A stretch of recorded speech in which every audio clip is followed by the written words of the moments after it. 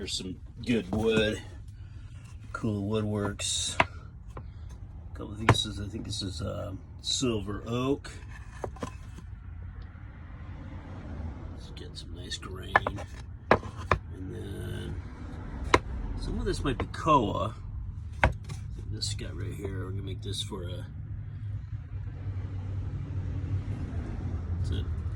guitar top, and that's going to be an ukulele top.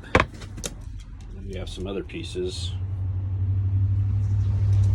This is for some fretboards. This is a really nice piece.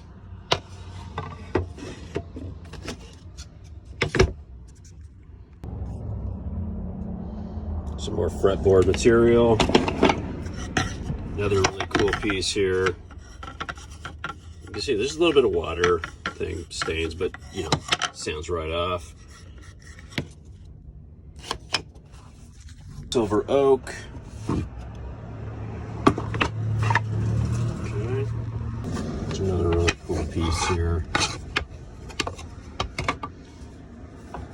Again, that sounds right off. So when you look at it, you don't stress it. You just go, oh, yeah, that sounds right off. Just a piece of koa.